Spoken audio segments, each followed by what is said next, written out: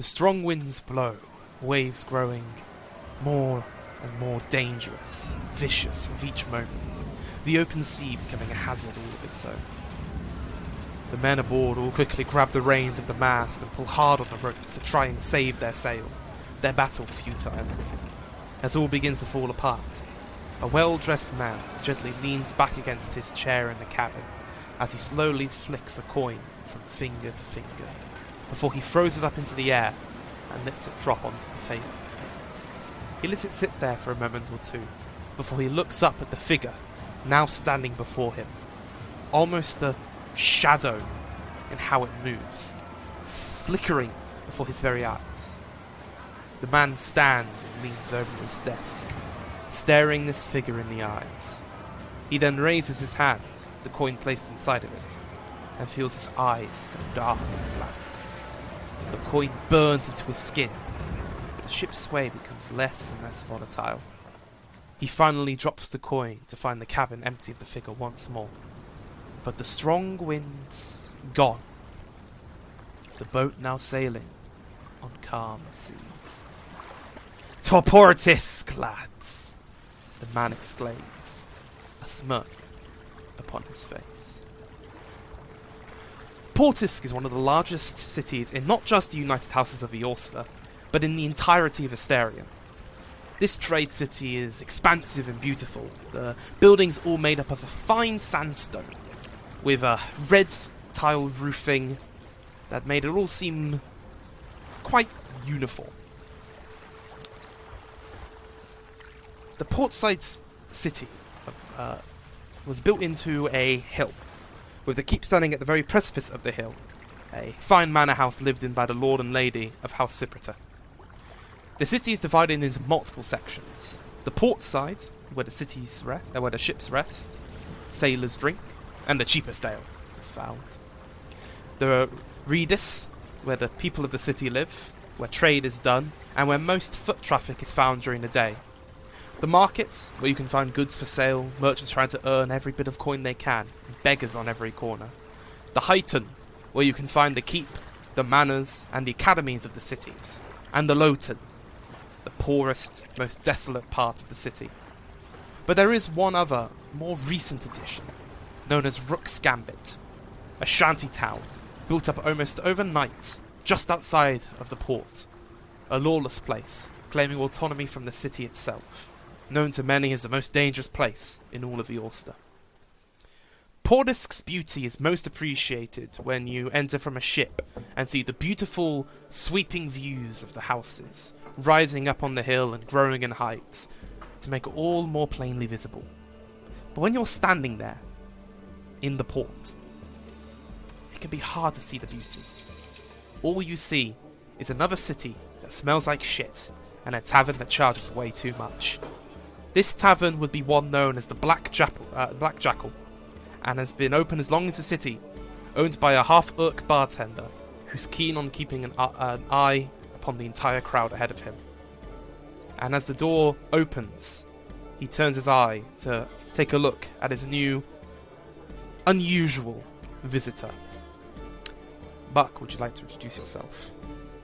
Buck walks into the tavern. He is a very large man, horizontally, not so much vertically. His gut enters the room before anything else does. Buck is not the brightest man in the world. He is very suggestible and very easy to manipulate, and people have in the past done so.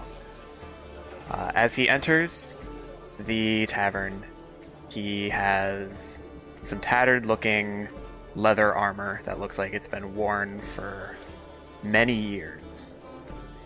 And he seems to be wearing a leather cap over the top of his head and what looks to be like a small black mask that only covers around his eyes. It looks almost like the mask you'd find in a burglar's costume, but it's far too small for his big face. Buck has a long patchy beard and mustache, and his eyes look like they're not really focusing on anything. He just looks tired. And Buck walks into the bar, takes a quick look around, and then spots an open stool by the bar and waddles on over. And he pulls out one of the stools and he sits. The bartender sort of looks up at you, Buck, and goes, "You better not crush that thing. These stools can get expensive." I will do my best not to, I promise. Could I get, like 3? 3. And he sort of like waves his hand, waiting for the end of the Buck sentence. just points at, like, a big flagon that's empty on the bar. He takes that one and then gets 2 others and begins to pour them. He sort of looks over and says, "Where you from, then? Most people these parts are travellers." I guess I'd count myself among the travelers. I'm on a mission, and it takes me from place to place, but right now, all I need is a big drink and some sleep. The tavern is known for getting a bit busy towards the latter part of the day. While it isn't known for cheap drinks, the drinks here are definitely of the wrong price. It's known for good company and decent rooms. So it's built up quite a reputation. And perhaps no odder visitor has ever found themselves in this place than the peculiar figure who walks through the door. As Quarry, would you like to introduce yourself? Striding through the doorway is a proudly armoured figure who has the confidence of a proud knight who has slain 100 giants.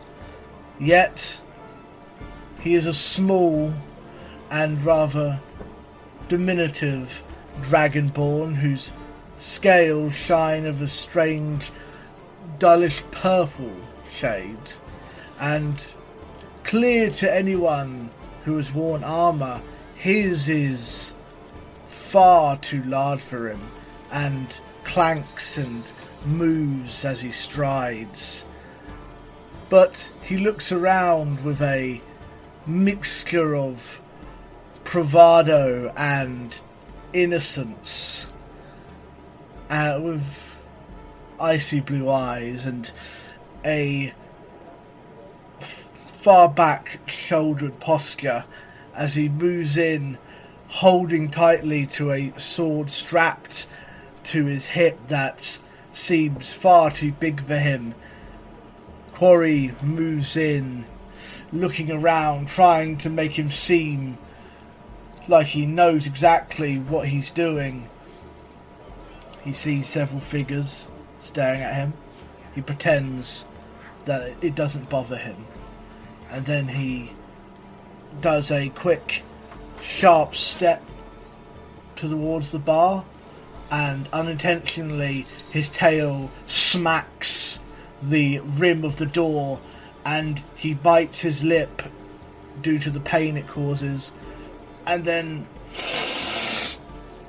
he strides towards the bar, keeping quick, brisk steps, and he finds a stool next to the larger gentleman he saw enter before him, and in a fashion one can only describe as a child far too small to do this task, he tries to launch himself up onto the stool, but becomes flustered by his lack of skill in it, and tries to play it off like he's completely cool. Boy stops, places his arm on the table, and in the deepest, most heroic voice, "Can I have a beer, please?" The bartender just turns around and looks directly at you, Quarry, as he's seemingly pouring the third drink, and he goes, "Excuse me? What was that?" A beer. Ale, whichever's the local. And he gives a toothy, awkward smile that doesn't reach his eyes. You know, we have alcohol licensing in this city. You don't exactly seem the mature sort. I take offence to that. He walks over, and you are sitting, so it's slightly less of a difference. But if you were standing, this man might be double your height. As he just sort of leans over and looks down at you, while placing 3 drinks in front of the large compatriot to your side.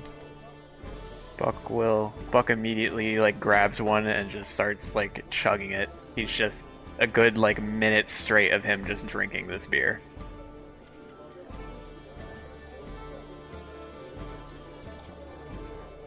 You got any proof of your age or something?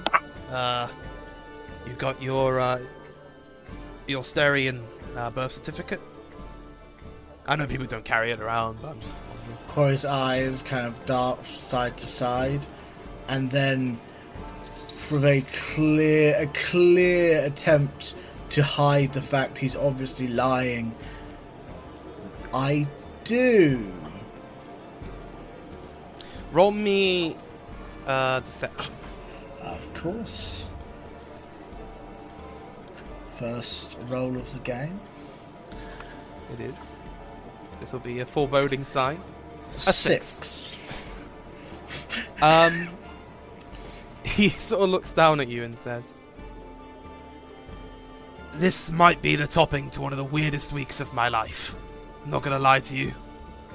How about I get you some water or milk or something, huh?" I suppose milk will do. Thank you. Alright. He turns and he heads into one of the back areas. He immediately exhales, just like, oh my god. As he steps away for a moment, you see and hear the door open once again as Illyrian, you find yourself in a very, compared to the rest of the port, this place is very much a more of a warm atmosphere. Would you like to describe yourself for us? Yeah, so Illyrian is a short, scrawny tiefling with dark grey-blue skin and bright yellow cat-like eyes hidden behind a pair of old glasses. Their ears seem more elven than not, as does their general frame. Their horns, more grey than their skin, start a little more central to their forehead and grow up, out and back, forming almost the shape of a heart as they do so. Their long hair, a deep dark blue and quite thick, is slightly greasy, and apart from the long strands that both cover and frame his face, it's tied back in a messy bun.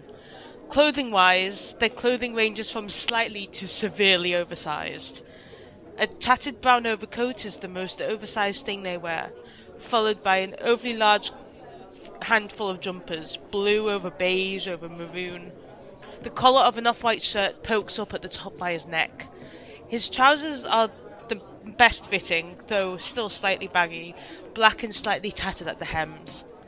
His shoes are old and scuffed, and underneath the open overcoat, the old brown worn strap of a satchel can be seen poking out. And this strap he holds with both hands nervously as he glances around the tavern and awkwardly makes his way over to the stool by the bar closest to the wall and just awkwardly takes a seat.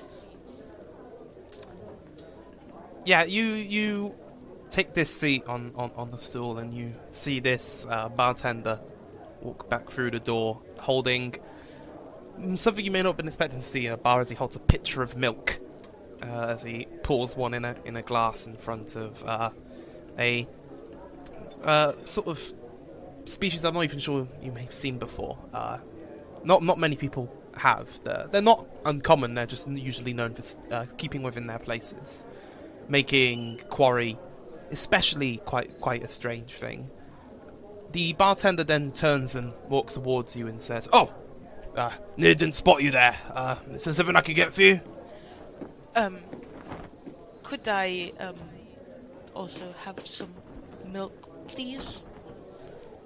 You know, I haven't, like, sold milk as an actual drink I give to people in a long time, and then two people come in and both of them are like, milk. You know what?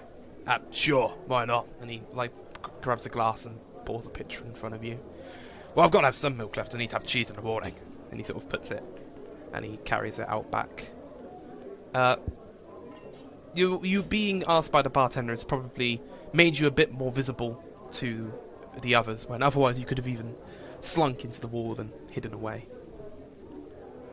Yeah, Ilarion just kind of hopes that any attention that's on them just kind of fades as they just take a sip of their milk, and probably ends up with like a little milk moustache doing so. Well, you may have a chance to avoid that attention as the door opens once again.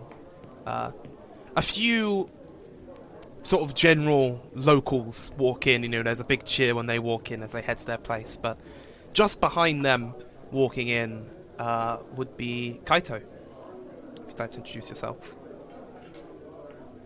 All grace and poise, Kato steps into the bar. Kato is a dark-skinned half-elf /wild genasi, though she seems to lean into her half-elven side more. Her perpetually damp, wavy blue hair falls past her shoulders. It's constantly shifting back and forth subtly like a wave on the beach, and it has chamomile flowers blooming in it. Her upper eyelids, the inner part of her ear, and her lips are naturally blue, but they're a different shade than her hair. Her pointed elven ears, short pointed elven ears, angle downwards at their tips. Her irises are a blue-green color. She is dressed in finely made traveler's clothes and leather armor, and she wears a ring on her finger with the symbol of Olanria impressed in it. And honestly, everything she wears just seems to be finely made. And she'll step towards the bar and take a seat. The bartender returns from putting the milk back to be done and sort of notices you and says, "Oh my, fine garments for a place like this." And he sort of walks over and he takes a look and he says, "I hope you don't mind me saying, but that's Solonrian silk, isn't it?" It is indeed. "Oh, fine stuff. You know, got a nice dress made for my lovely partner, my wonderful wife for our anniversary. Well, must assume you're from Elanria then." Kato nods and smiles. Indeed I am. "How go things in the Empire?" he says with this sort of like half joke, and then he says, sort of waves off and goes, "Oh, what can I get for you?" Do you serve wine here? Down in the cellar I have some. It depends on the vintage. I'd like a glass then. Alright, what price range you looking at? What's like a reasonable wine price here in this world? Well, I mean, wine can range anywhere from 3 silver to about 1,000 platinum, depending on, like, you know, like the super, super rare sort of wines. Like, there's wines made of dragon bones and dragon skulls. But what's for you, a wine, you'd expect a glass of wine. You know, when you're thinking this place is maybe a little more cheap, so you'd say maybe at most a gold you'd spend on some wine. Okay. A gold. I'll get you a 20 here. And he heads out the back and heads down the stairs. You find yourself amongst some very odd company here, Kaito. Kato will just smile politely and nod at them in greeting, but not initiate conversation. Would Buck have finished his free beers? I would say, I'd say he's probably gone through 2. He probably is glancing over curiously at Quarry next to him. Is Quarry like drinking his milk? Quarry is he's holding it with two hands, and his little tongue is flicking through the milk. And while he isn't aware of it, his feet aren't quite reaching the ground, and they're kind of playfully kicking, even though he's not realizing he's doing it. Buck will gesture at the third beer that's on the bar and at the milk, and say, "You want to spike that up a little bit?"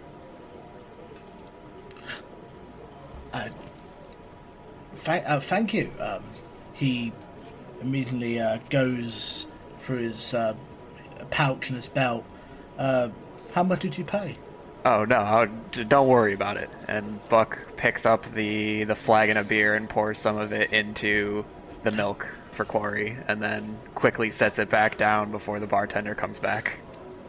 Quarry's eyes just turn to dinner plates as he starts once again resuming the snake-like flicking through his drink, just staring straight at the back wall, trying to not look suspicious. What's your name, my little man? He puts his drink down, and his posture becomes more rigid. I'm Quarry the Paladin, and he gives a broad-chested. As Quarry does this sort of, triumphant sort of announcement, Silvestre, this might be probably the furthest you felt from the Fae. Not because this is a distance away, but this place is so grounded in the realities and in the material that it doesn't feel bad, it doesn't feel confusing, it just feels a little bit strange, peculiar, but if you were the curious type, perhaps in a curious way. And as you walk through the door, would you like to describe yourself for us? So, walking through the door confidently, with a spring in his step, almost skipping, is a tall, slender, elven man, around 6 feet and 3 inches in height. He's clad in simple leather armor, which seems to be mostly functional, with sort of leaf-like embroidery in green, and with bits of plants or perhaps fabric meant to resemble plants weaved into it for camouflage, and a sort of green half cape hanging behind. His skin is pale, and his features seem a bit more wild and savage compared to the more refined high elves or drow. His ears are very long and tapered compared to most elves, almost resembling bits of plant life or fungus which have attached themselves to the side of his head. His hair is a shock of greenish blonde, mostly white at the tips, but at the roots you see almost shoots of grass seem to be growing from his scalp and curling around his hair. And his eyes are a sort of iridescent hazel colour. Most older elves that you've met have this sort of world weariness in their eyes, the sort of familiarity that comes with centuries of seeing the same faces and places. But Sylvester looks at everything as if it's new, as if with the sort of youthfulness of someone who hasn't lost the ability to find wonder in everything. On his back he has a simple backpack containing most of the accoutrements of an adventurer, with 2 curved short swords hanging at his side, and an old weathered longbow, much older than the rest of his equipment, but no less loved, and a quiver of arrows on his back. On the back of his right hand is a weird sigil, perhaps a tattoo, which seems to curl and twirl, resembling the emblems of the moon, some type of moth-like creature, and an arrow. And he just confidently steps gracefully through the crowded room, slips deftly between a group of people behind Elerion into this seat, and just sits down gracefully on this stool, like waiting for the bartender to return.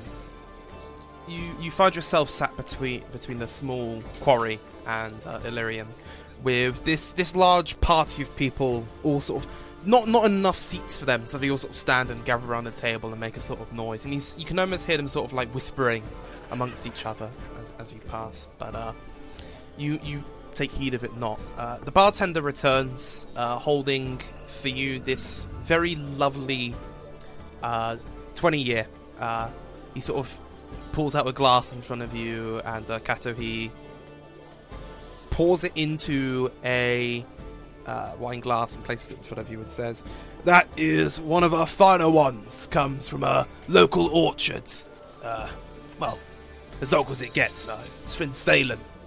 And Kato puts a gold piece down at the bar. He takes the gold and says, "Very good. Oh, I didn't notice. What a busy day." Takes a sort of step down towards you and says, what can I get you?" Yeah, it says to Silverstray.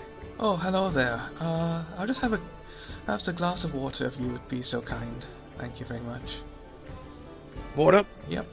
It's easy enough. It's on the house. He grabs one of the, like, not fully clean jugs and just sort of empties it, like cleans it to empty, and then fills the rest of it up with water. Places it in front of you. Someone seems like he's about to speak to you, but you hear the table behind you sort of raise some hands and like say, "Ugh!" The bartender says, "Excuse me, will ya?" And he sort of lifts up the side and he heads his way out of the bar and goes walking towards their table. All of you are sat in this almost awkward silence. Quarry, the drink is very gross. It is a mix of water and stout, which is a type of ale. And you can barely taste the alcohol, you can only taste the milk. It's like bready milk because of the yeast in it. Bonnie is doing his very best not to gag or show any visible disgust because this was a gift. And a gift. Roll me a Constitution saving throw. Oh no. Let's see. Constitution. That will be a 20. You take it like a champ. Buck has no idea, I imagine, that it tastes that bad. Buck has, once he sees that Quarry is enjoying his drink, Buck gives a warm smile and then goes to start downing his third one. I'm sure making some disturbing slurping noises to Kato, who's sitting next to him. Kato sits perfectly poised, just a mask of not revealing how annoying that actually is. Fairly practiced, good poker face.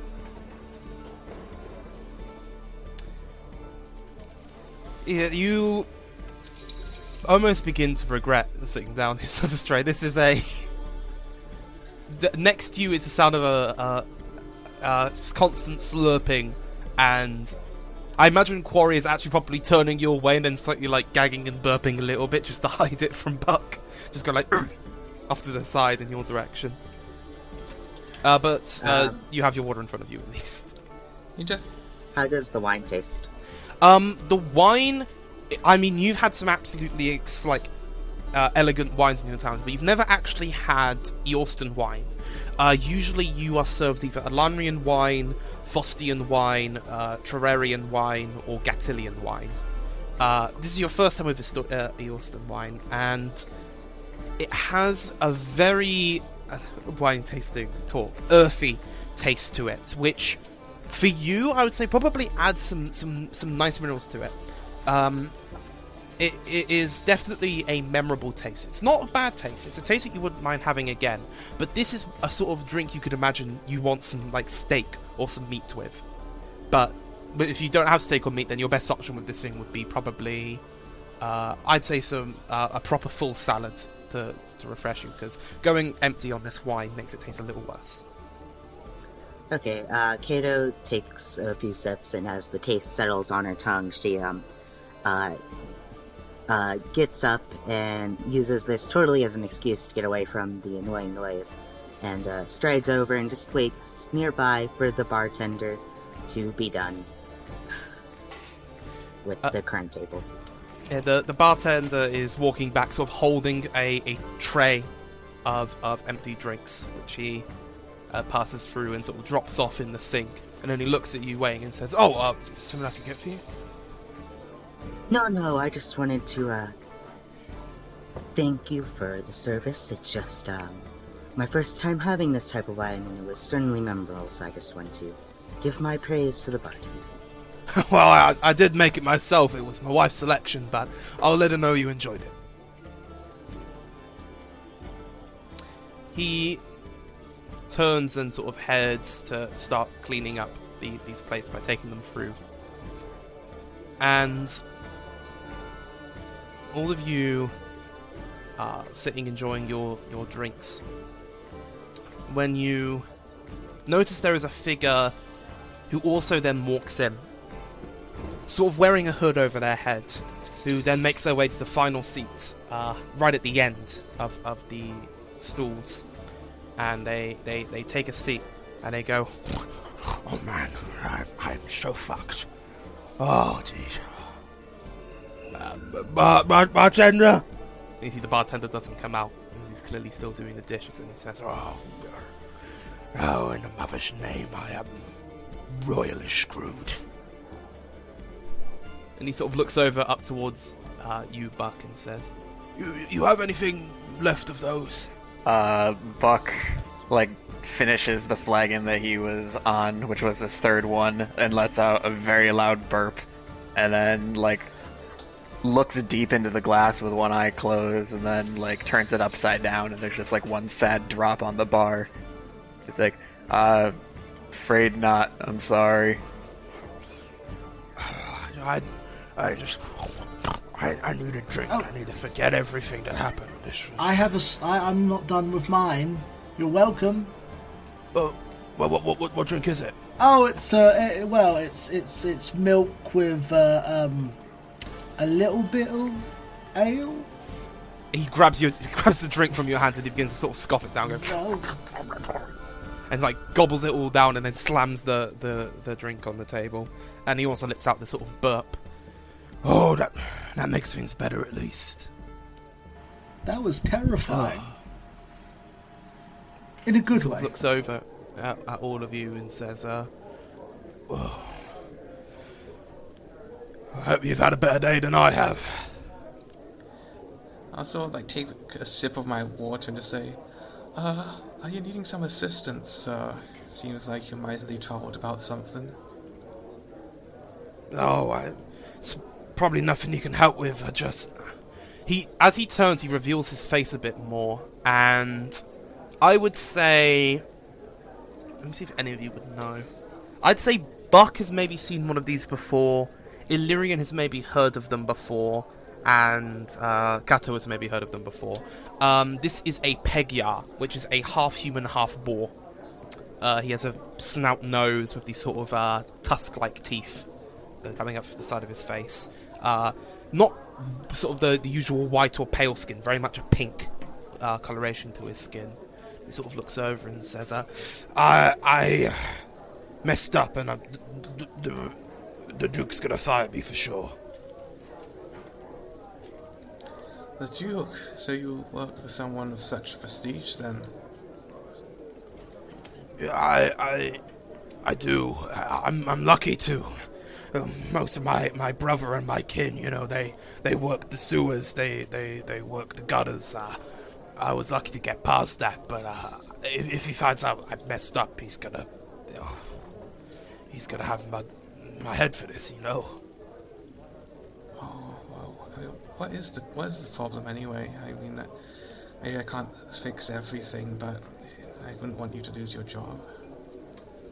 Well, it's just I work protection a bit, but I got promoted by him, and now I'm sort of in charge of managing the transport of his goods. But one came in by ship, and I messed up. Somebody came up and they were talking about they had to check stuff because the plague, and I thought that made sense. So I said okay, I let them check the goods, but then they drew their swords and they took the goods, and now I've got nothing to bring back to the Lord. It's, he's not gonna be happy. What the people who stole from you and your employer? Oh, I think they call themselves the Silver Eyes. They're from Rook's Gambit. I've learned now. One of the boys who was working with me told me that it was not entirely your fault. Apparently they operate in one of the docks. I don't know which one, but if I go back, without those goods, I'm a dead man. Quarry is noticeably shaking in pure excitement as he just kind of doesn't hop up, but kind of like half like jumps in his seat. It's like, well, I'm not. We can help you. I mean, I'm sure I'm glad to help you. So we can go take care of these rapscallions and get your stuff back. That's kind of you. He gives the biggest, toofiest smile. So, what do you think? I don't remember you giving me your name as he slowly pokes Buck. Buck was just kind of dazing off into the distance. He's like, huh? Yeah, my name is Buck Eugene McNuck. It's a pleasure to meet you. But what do you think about taking it to these thieves? Buck looks very uncomfortable for a second.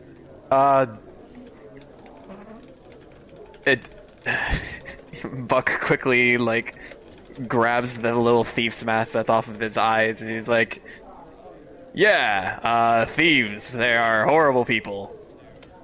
And then he just, he starts drinking the empty flagon again to try and get out of the conversation. Yeah, well, that's two of us. And on a dime, he spins. He spins back towards. How's it pronounced? Silvestry? Sylvester. Sylvester. Towards Sylvester, and with an enthusiastic grin, it's like, "What about you, person I don't know?" Oh, well, my name's Sylvester Actius, and I would love to help out in any way that I can. Like I said, I could probably help to track down the thieves, although I can't say for certain if we'll get them back, but I'll do everything I can if it would save you from losing your job, sir. That's awful kind of you. Thank you. That's free. Should we ask for more? Should we get a posse together? We need. So I'm so excited. It's been so long. His eyes kind of shine towards the blue-skinned figure. It's like, and do they kind of focus in? It's like, anybody else want to volunteer? The entire table to your side just yell, "Fuck off!" He noticeably shrinks at that. I'm willing to help if Cato looks at the man who is in need of their help and says, if you're willing to spin a bit of a story if we succeed.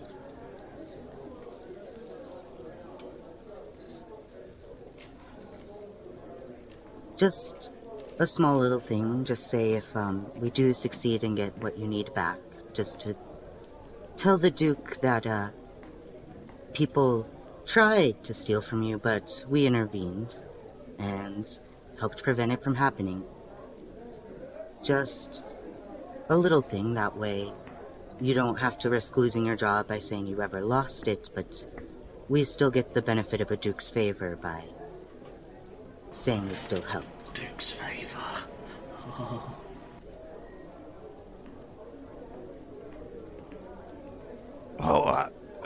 Thank all of you. This is really kind. I've got a bit of coin I could give you if you could bring it back, but my lord has more, and I'd be happy to you know, to hit the payment he was going to give me to give you some of that. On one hand, should we accept gold for this? Then again, I do need to buy new shoes. I don't wear them, they're for a friend. Okay, well, come on then, everybody. Sorry, I'm just really excited. Are you excited? Illyrian, how much would you say you've been paying attention to this conversation? A lot. Off to the side there. A lot of attention. Yeah, how does this make you sort of react? This strange... All of this, really. It's, it was fine until the Duke was mentioned, and then they kind of tried to zone out, but they couldn't stop themselves, so they're just kind of slowly sipping their milk, paying attention, and they look like they're willing to help. They just don't want to say it. Cato will, I think, would notice that, so she'd look over to you and tilt her head a bit and say, "Would you like to join us?" Are you sure you... I mean, I'll try and help, just... I would like to avoid the Duke's attention. Our interests conflict in that regard, but it's easy enough to admit someone's help in this kind of situation. If you want the help but not the acknowledgement. That works for me.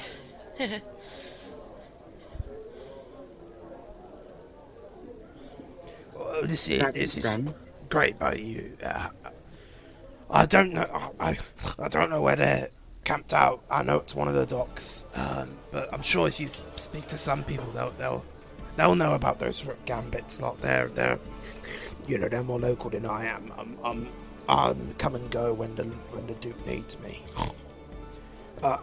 Thank you. I'm going to be staying here for the night, so if you want to speak to me at any time, just come here and ask for me. My name, and he sort of rubs his nostrils with his hand as he speaks, is Poorly Pete. To meet you, Poorly Pete. Yeah, pleasure to make your acquaintance, Mr. Pete. Well, what are we waiting for? And Quarry just nearly throws himself off the stool, forgetting how small he is, and just kind of like double steps very ungracefully. It's like, come on, let's go. Let's go.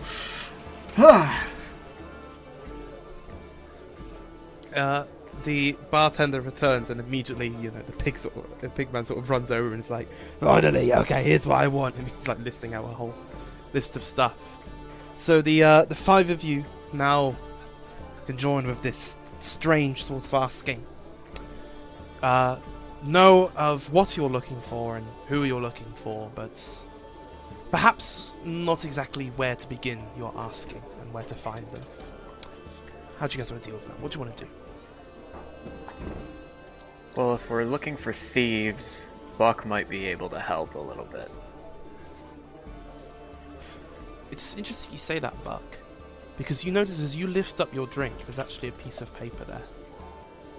Buck will very slyly attempt to slip the piece of paper into his lap to read it, but he slams his flagon down just a little too hard to do so. Makes a louder noise than he meant to, and he quickly glances around to make sure nobody saw. On the piece of paper, it's written, "You are on the right path. But to continue, you need to kill at least 20, and you see 20 is written out. 200, and then 200 is crossed out. 2,000 beasts. Yes, 2,000. This is not an arbitrary number. This is an amount. We shall contact you when this is done. Buck will very proudly fold the note into his breast pocket and then stand. He says, "Alright, where are the beasts?" You see, Mazwolf looks up and goes, what, the bees? I know a beekeeper mate of mine if you need some bees. What, you need honey? Buck will look at the man. He says, "No, my man, beasts with a T." Beets? Yeah, I could get you some beets. I've got a farmer friend. Get some rhubarb, some beets, some spinach, anything you want. Actually, that sounds pretty good to me. Could you get a good word in for me? Yeah, sure, let me write you down his address. And he gets out a piece of paper and writes down the address of a farm just outside. Buck puts that city. address into his breast pocket right next to his secret instructions. Most important. Equal important. Buck already sees this as probably the most impactful day of his life. He's learned 2 such crucial things right now. These are sacred to me now. The real beast is crime. Oh, that's deep.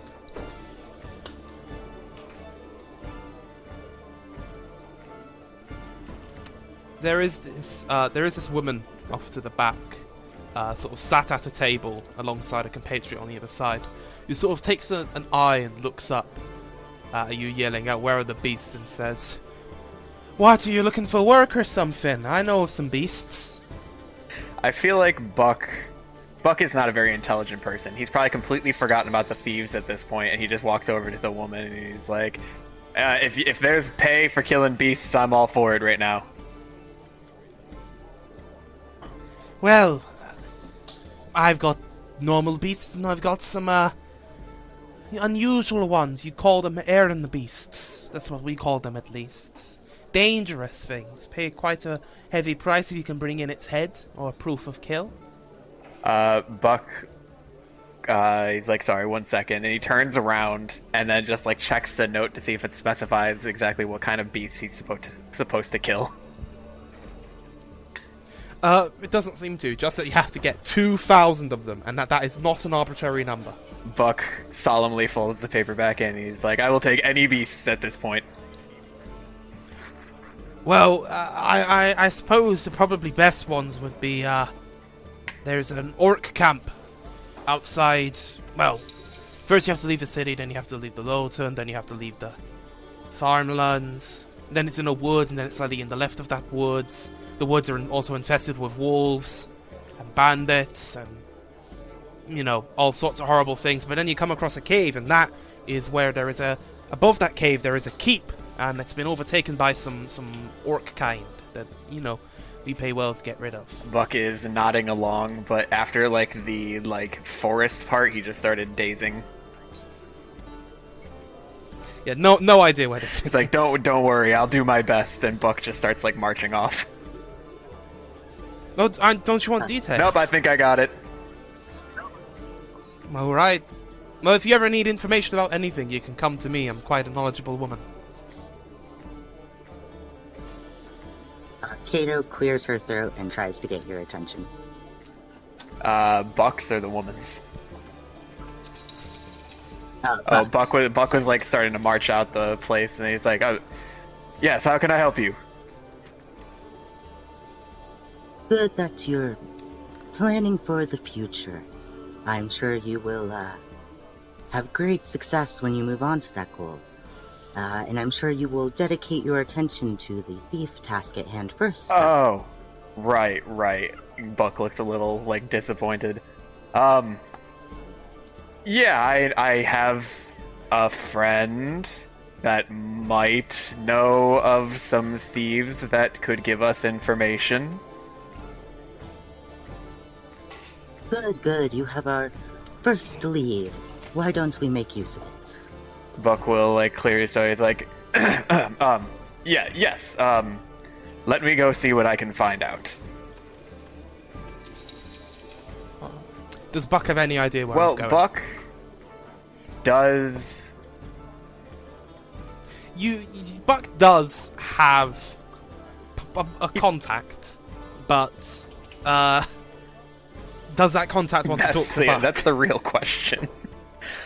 So Buck will go out and find like an alleyway where he has a general idea of like leading to his contacts, and he's going to try and find any sorts of information left behind, like in Thieves' Cant, that can indicate like how he can get in contact with somebody who might know about these thieves.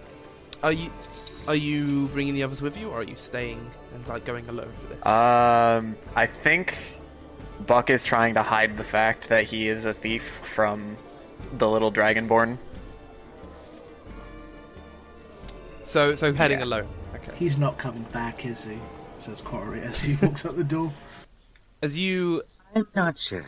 walk into the alleyway, you look around and you can't find anything until you turn around and you see there is this hooded figure standing there with their arms crossed, and they just say, "You know, when we leave notes, we don't leave them on the lid of a garbage can. That's a weird place to check for one." You always need to leave them in unexpected places. That's true, but for you, we leave them in expected places. I get the feeling that they have left many notes for Buck that he's just missed. Their eyes are looking towards the wall directly behind you as they say that, but then they seem to look away from it and then look at Buck and they just go, "What do you want?" There appears to be some thieves that have stolen some goods from the Duke, and it... Okay, elaborate. That's all of us, all the time.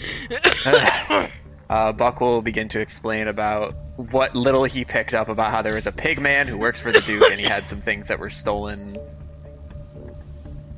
Oh, yeah, that's not... They're not a member of us, so I suppose I can divulge some information about them. I think that the Silver Eyes call themselves. Operates out of the Western Docks. Run a couple of schemes, but they're also quite high in numbers.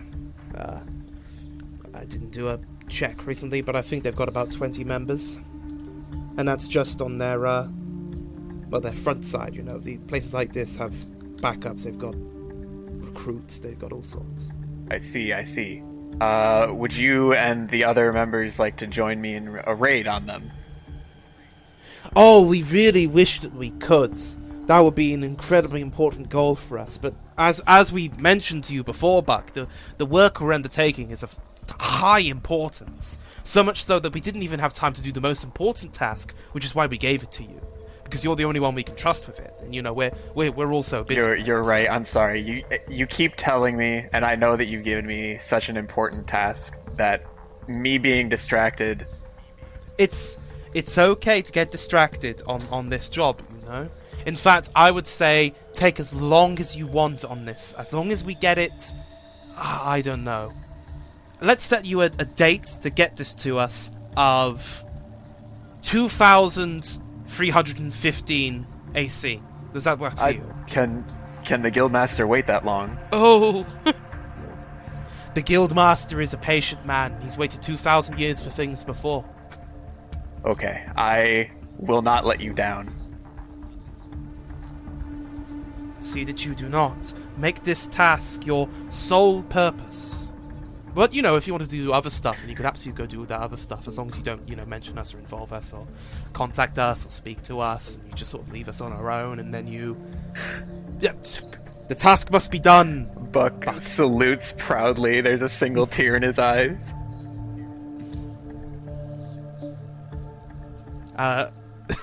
They sort of walk over to you, Buck, and as you are doing this very long, passionate salute, they just pat you, and they sort of have this smile and say, "The law will be proud of you," and then walks away. Buck cries for like a good 2 minutes before like making a long snorting noise as he tries to like clear his nostrils, and then he walks back towards the bar. As you make the snorting noise, you hear the peg yell from inside say, "Are you mocking me?" No, I wasn't.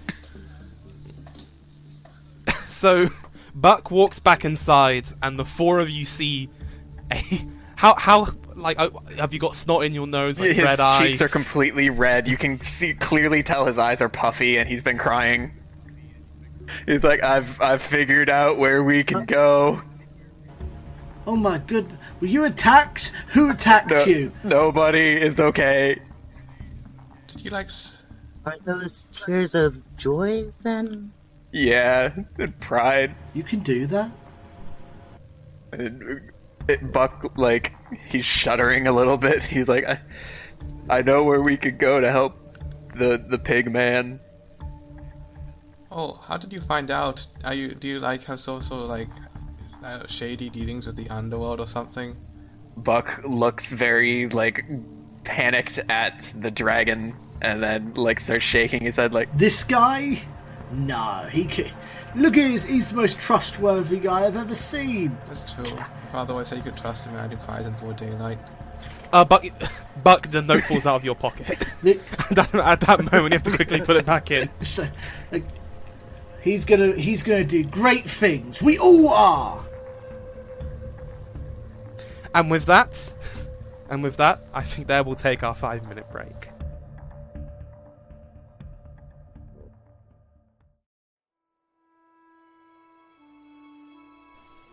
The long blade is a weapon of fine craft, known well to those of elven kind, considered to be the lightest and yet most dangerous weapon due to its fine edges. Long blades are true specialities. Originally formed in the Plain of the Wise, the design has been carried down through generations in the household blades, each passed from father to his son. Each son who does not inherit a blade must either forge his own or conquer another by the time he is a man, and henceforth birth a tribe anew, all of his own. While elven traditions have changed throughout the ages, especially with their disconnection from the Fae when they joined with man, there is no tradition more important to an elf than their ownership of the long blade.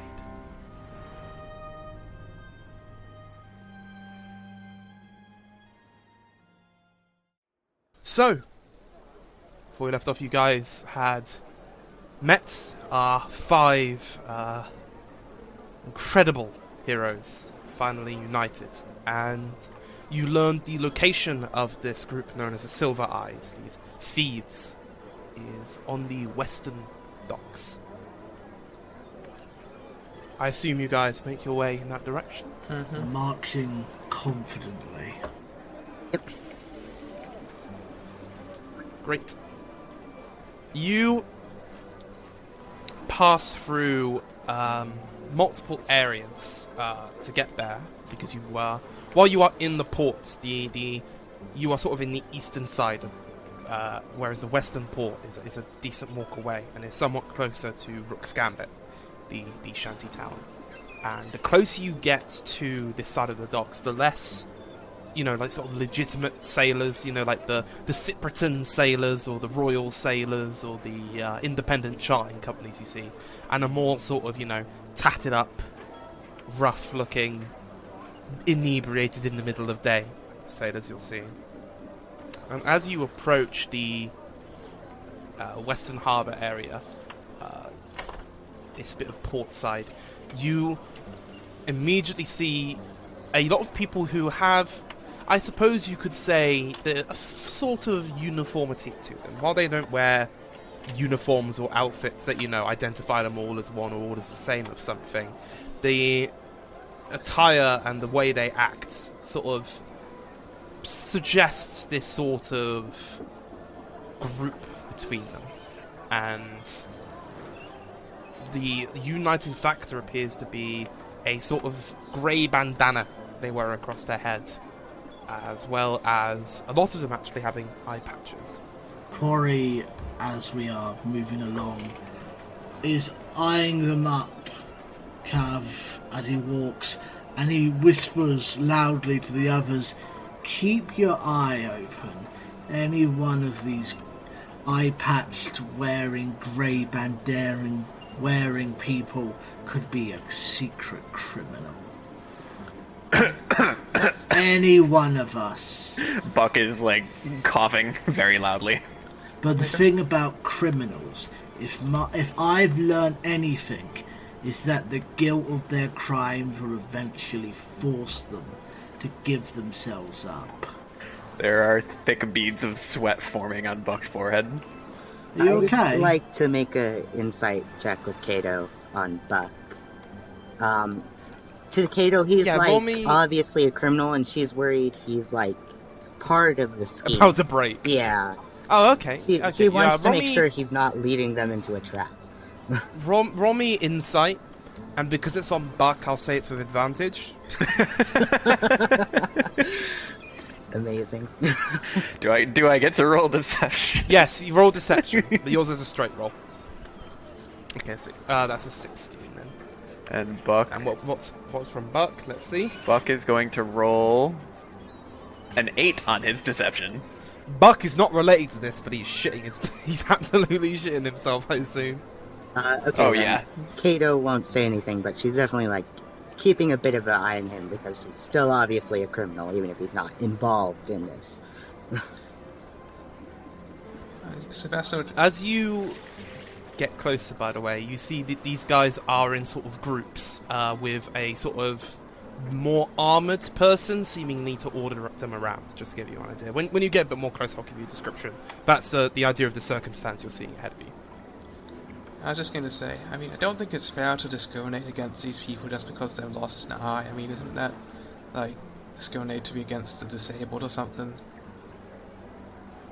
It's not that they have one eye. It's that in wearing the patch when they don't need to, they're clearly concealing something. Beneath that patch could be a razor blade, and they could kill the king or duke with that razor blade. The point is that we have to be vigilant, lest any assassins show up. I don't think that's a cause for concern. Maybe it's a bit of a stretch, but all I'm saying is just keep your eyes open.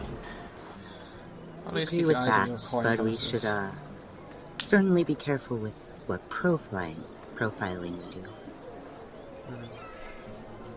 And you could get robbed. I was robbed on my way here. It wasn't a fun experience. Wait, you were robbed? Yeah, Are you okay? it's fine. It's absolutely fine. Oh, is that I- why you didn't have your ID at the bar? Yes. Yeah. No, yeah.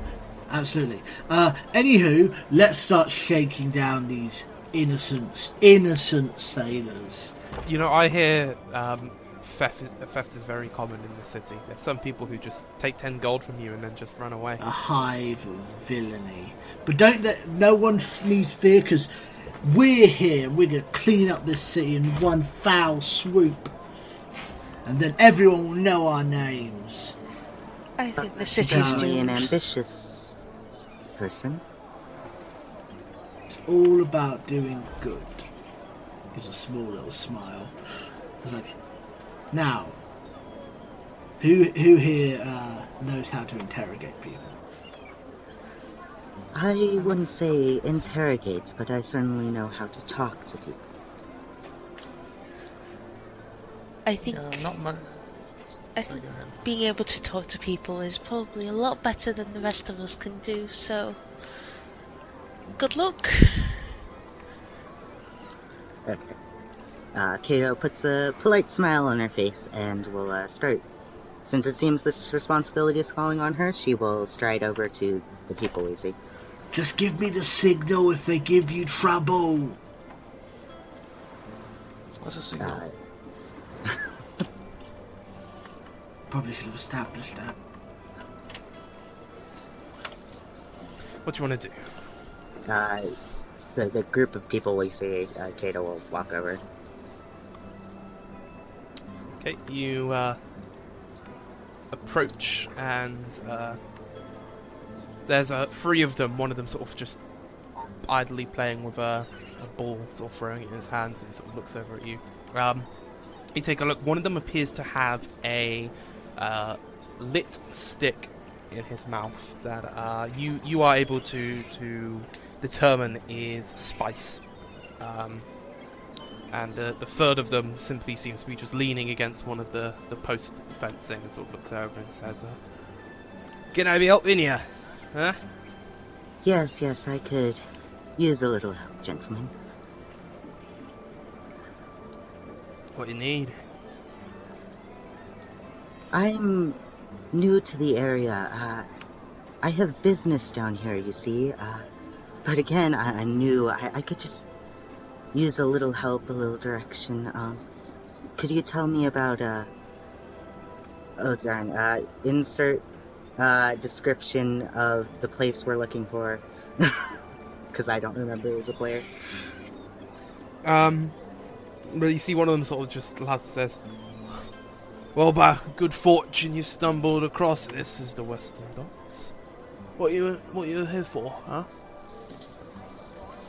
I have business to conduct with, a group in the area. Ah, and what business would that be?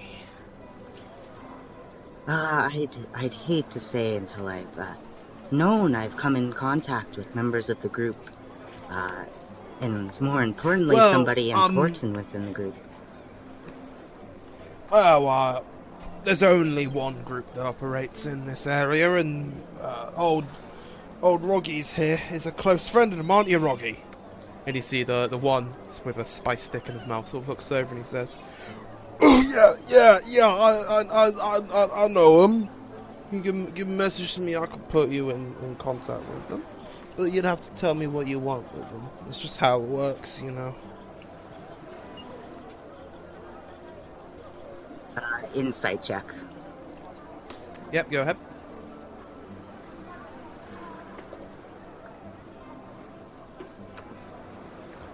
Oh, I forgot. I still had that on advantage. That's a 10. It's hard to get a read on them because one of them is inebriated and the other one is intentionally being sort of shady. I understand the need for such things, gentlemen, but are you sure you can't make an exception, take me there? I think it'd be myself and my companions back there. I think it'd be so much better if I could personally talk to someone right from the get-go. So, you want the three of us to introduce you to one of the higher-ups in this group.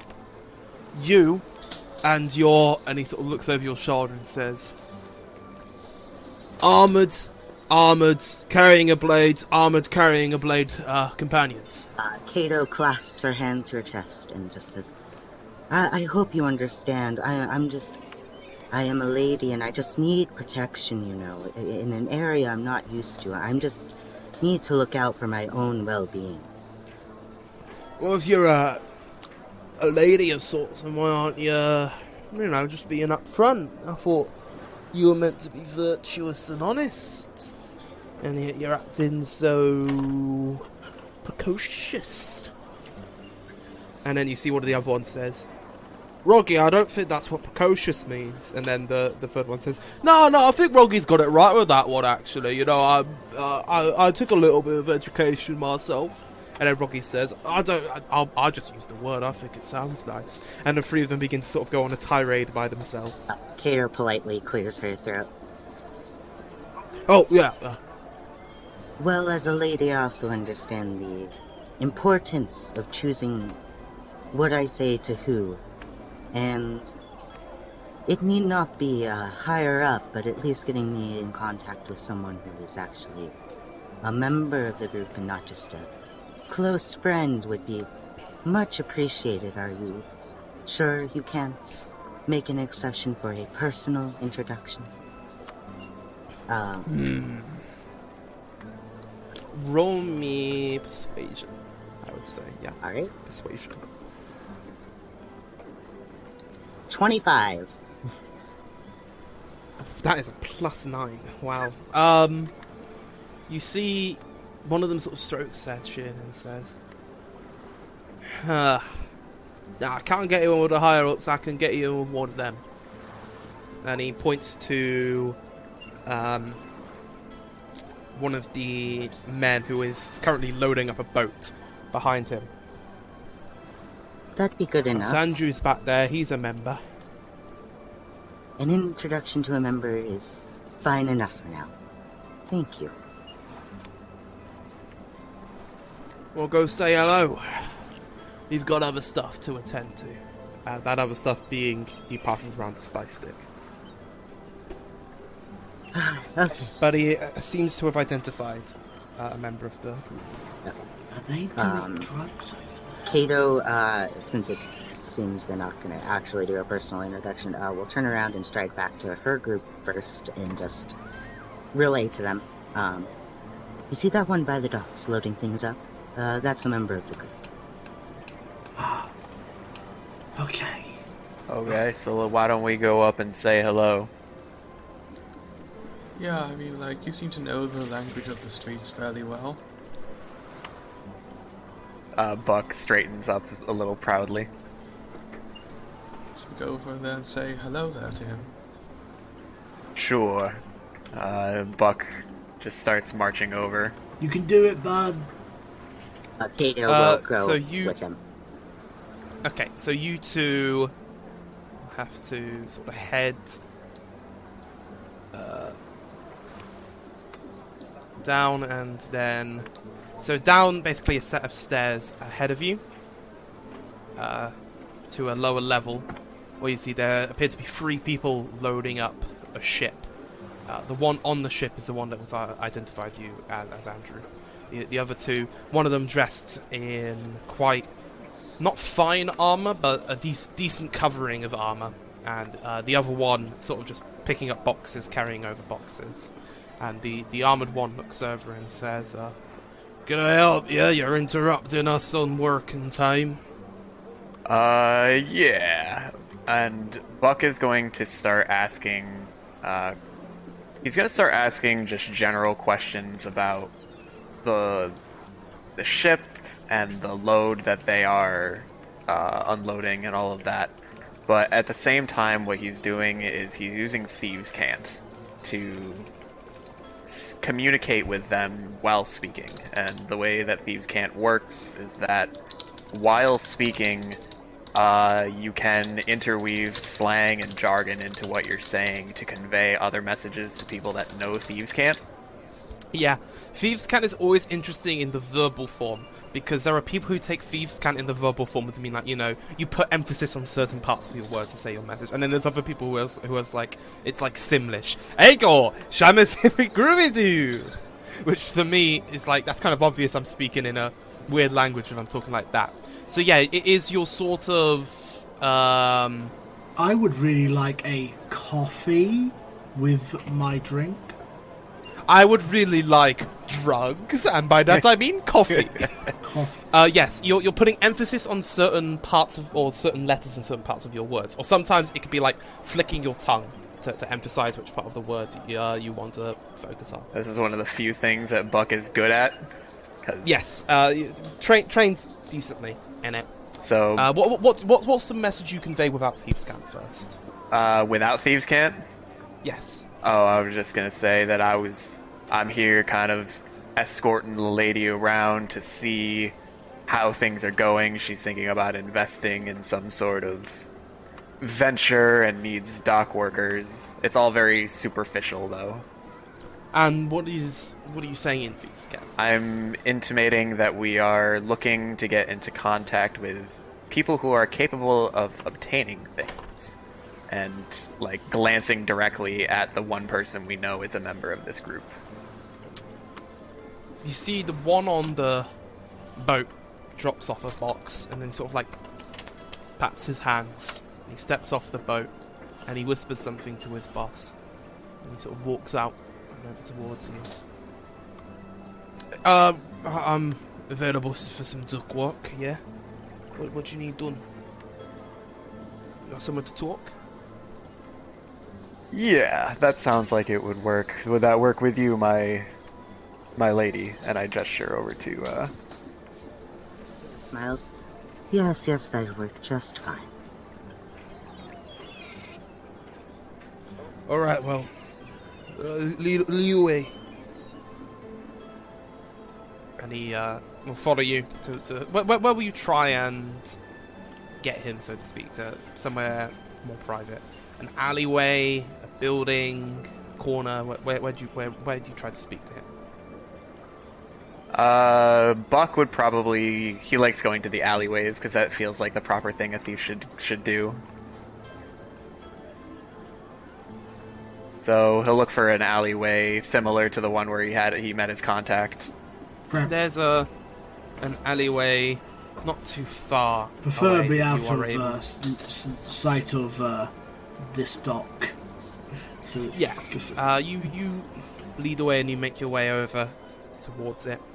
And once you are in this alleyway, the man sort of looks over and he just goes, "So, what you want? Hmm? You looking to obtain stuff? What you want to obtain?"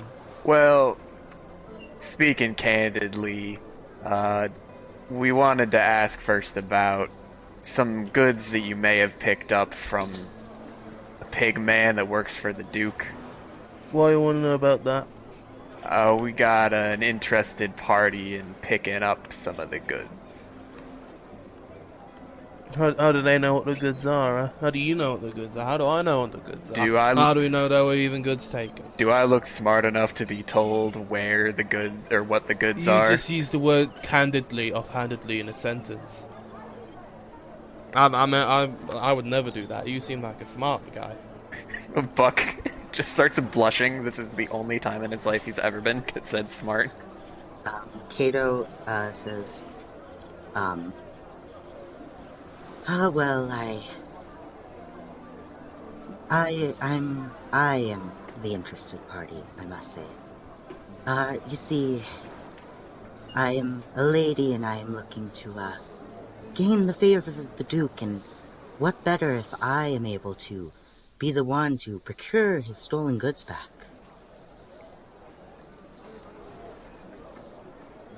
You know what those goods are? Were we told what they were? Sorry. Nope. No. You were not. I'm afraid not, only that they're stolen goods. But I know who they were stolen from and about when, so...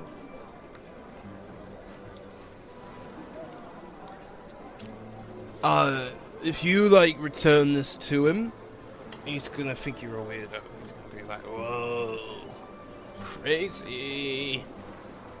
It's not... If I was, a lord, I would want this, you know, I wouldn't. Perhaps, Just say. Perhaps that is your opinion.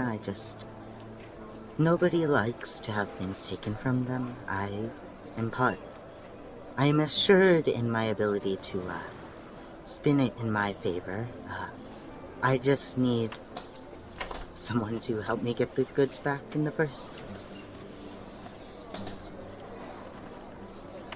I wonder what the goods are.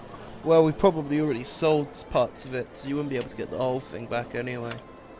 Better than nothing. I'd have to speak to the big man, see if he wants to do something like that. How much you offering? What's a good, would be a good offer for this stuff? I assume Kato would know prices like that. Well, you don't know what it is. I don't. So that's a difficulty. This thing could be worth nothing, it could be worth everything. Can I do an 20 insight silver check and try and get a read of, get a read on this guy, like what he kind of wants the answer to be. I'll say it. That'll be with disadvantage, but yes. Okay.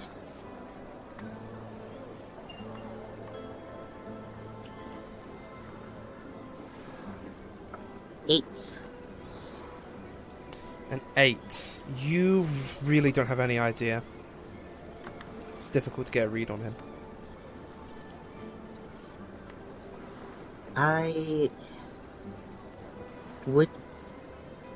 am willing to pay a nice fee, but I'm not willing to name numbers quite yet until I've talked with someone important and done negotiations. But Kato lifts her hands and points to her ring of Alonria and says, but I can assure you on my word as a lady of Alonria that I can pay decently.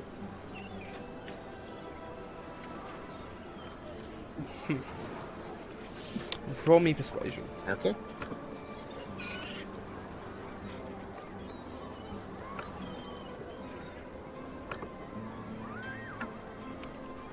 $24.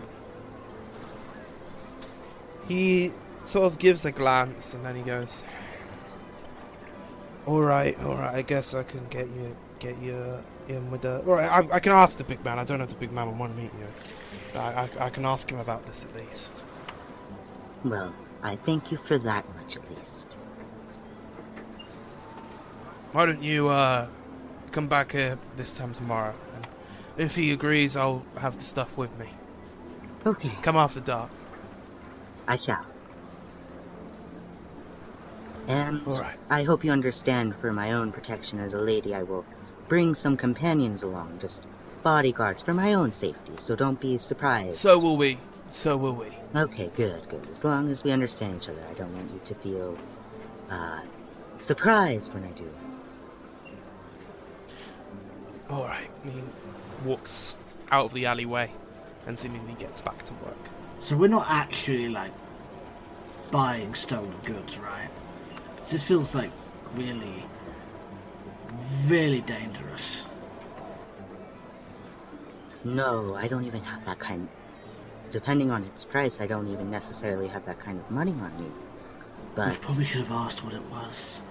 We could go back and ask the nice boar man, since we have like a day or so to go and get the stuff. So we could go back and ask him what the thing actually is. I don't know, if we go to the meeting where they said, they'll probably be way better armed than us. Should we like But ambush them? We know where the goods are. perhaps, but I got us a location where if it works out, we will know the goods are at, and we can prepare around that. We know the location we'll be meeting. Do you think the town guards back us up on this? Well, I know some of you are interested in making sure the man doesn't lose his job, and going to the guards would have to make things more official. There's no way word wouldn't get back to the Duke as soon as we took it to the proper authorities that we're, trying to get back his stolen goods. True enough. They're probably already running their own investigations on the side. Maybe, You're right. but I doubt the man has reported it at all. Yeah. No, I mean, this place is clearly a hive of smuggling operations. I'm sure the guards are watching this place like a hawk. And Quarry peers around, trying to look for any signs of noble guardsmen doing their duties and keeping an eye on this cesspool. You can't see any city guard around here. Perhaps, but part of the reason more shady operations work better when there's not a bunch of guards hovering over.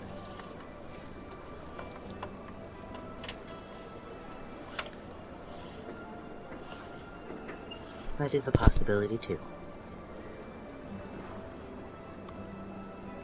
But I think we should head back to the tavern and talk more with, was Pete his name?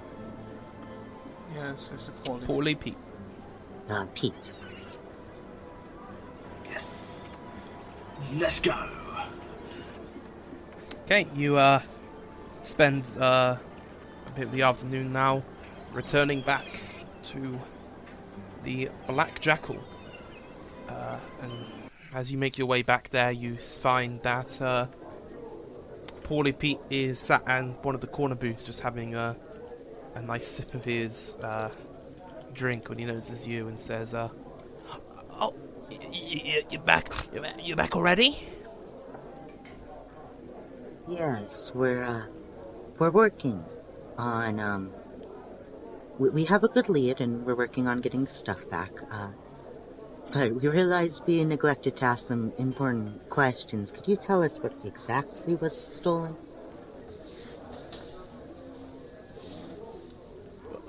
I don't know if the boss would let me say that. It's kind of a very important detail. It is. You see, tomorrow night it's likely we'll be able to get them actually back, but we need to know that we have the right thing. Yeah, I wouldn't want us to bring you back like a bag of rocks or something. That would be unfortunate. It would, but it's sensitive stuff, you know? Private stuff. We won't tell anyone. When I come with the wagon, if you tell me where to come, I'll bring the wagon up. You just tell me where the stuff is. I'll bring the wagon up. I'll identify what stuff is ours, and then we'll be gone. Well, it may get a bit heated, so we need to at least quickly identify it. Surely it can't be that embarrassing. What is it, just like I don't know. Actually, what could possibly be so embarrassing?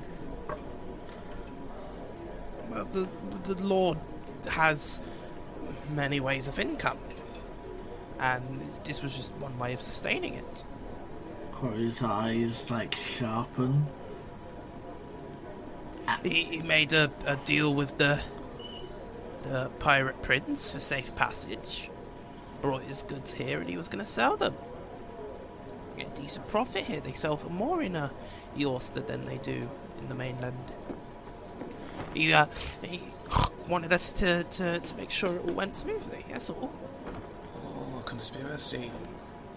So I was going to bring bodyguards. I don't think it'd be unusual if I also brought along the means to transport and identify the items we want. Oh, are we moving past the Duke and the Pirate Prince? I feel like this is a very important detail. That anyone has to make a deal with the pirate prince if you want your ships to travel through here anymore. These past weeks he's been, well, even before he became the pirate prince, he was a havoc on the seas. You had to make a deal to keep your ship in tow. Who is this pirate prince guy? What's his deal? You hear not from him, but from the table behind you, the female that you were talking to before, Buck, about the beast job, turns over and says, "Oh, you don't know about the pirate prince?" No, that's why I'm asking. She grabs a drink and stands up and then goes at an empty seat next to you and says, "May I?" and sits down. Well, the Pirate Prince is a new title given to an old face called Moody Greyshaw. He's been causing quite the ruckus on Scavenger's Berg. Fella from Rook's Gambit makes his way as the biggest pirate in the waves, and then brings back the biggest haul of goods anyone's ever seen. Of course they're interested. I mean, does he actually have any, way of backing up his claims? How could one person stop everyone's ships from going out? It seems kind of unreasonable. Well, and you didn't hear this from me, if you go out without his permission, sometimes it seems like the waves themselves are trying to sink your ship. Like the storm comes the second you're in open water. Lightning destroys your wood, sets your ship ablaze. And if you survive all that, the rumblings begin. Something below the water. Sounds like another cutthroat blowhard taking advantage of bad weather. Oh, the weather this time of year is lovely. I used to sail quite a lot myself. Never had issues like this before. So what? Strange, odd weather, and people assume one guy claiming to be all that is causing it. Sounds like another criminal. The thing is, there's more about him. Something about this moody guy. I've only met him in person once, and when I met him, he was a full of himself sort of man. Seemed fine, but apparently nowadays he is something more. It's strange.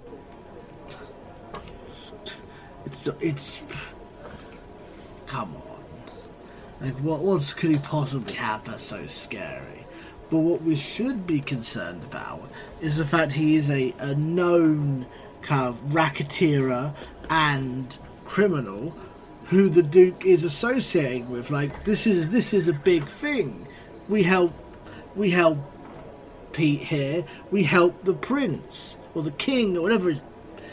So we can't let those goods stand. Am I hearing this right? You're not afraid of the pirate prince? I would just like to go on record that I am terrified. No, I'm not afraid of him. People like him just use big words and scary stories to make themselves Sleep seem well, big. Quarry. She stands up and walks away. You see the Pegyar seems very worried by all of this as Pete is sort of like, oh, I have to admit, I'm a bit scared of the pirate prince. We have to make this deal. Otherwise, no shipments will come in here at all, including our ones carrying rations, food, clothing. You know, it's important for the people of the city that we make this deal. Well, you give him an inch this year, and then what happens next year when he wants more, and then the year after that. We're not in a position to negotiate. It's like this is a grand city. It's like part of you have allies.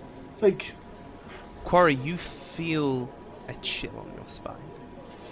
He's kind of flared up, so he kind of just slightly twitches and just ignores it.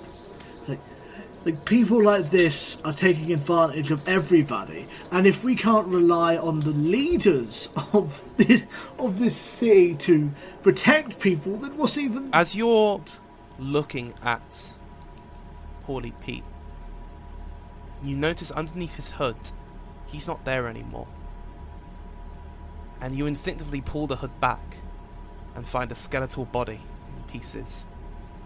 And you look around you and see nothing but skeletons in an empty tavern. The roof of it collapsed in, giving you a small glimpse of the sky outside, of seeming an eternal thunder. He reaches in and grabs a crude iron amulet, kind of pulls it out from underneath kind of his chest plate, and kind of holds it, and kind of looking around, kind of biting his lower lip, kind of. Does anything happen? Nothing seems to happen.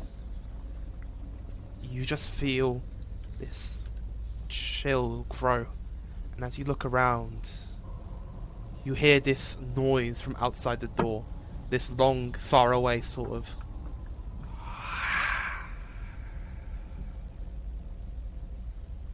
You hear something almost walk behind you, but as you turn, there's nothing there.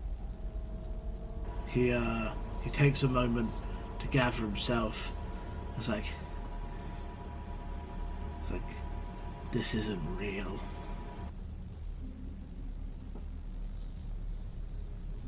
I'm not afraid. 15 men on a dead man's chest. Yo ho ho. And a bottle of rum. In the middle of the room, this man is sat down, holding a coin in his hand. Drink, and the devil had done be the rest. Yo ho ho. And a bottle of rum. Quarry is noticeably kind of resisting the shivers going through him, kind of like clearly kind of shaking, but trying not to give in to it. And he's kind of just glaring at this figure. He's like, "You're all the same. Nothing but stories and bravado."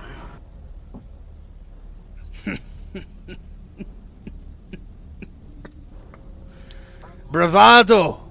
Is that what you call it? When you look death in the eye and you walk away. I think it's a fitting term myself. Tell me, what do you call it? To constantly bear death in your mind. To control that death. To target it.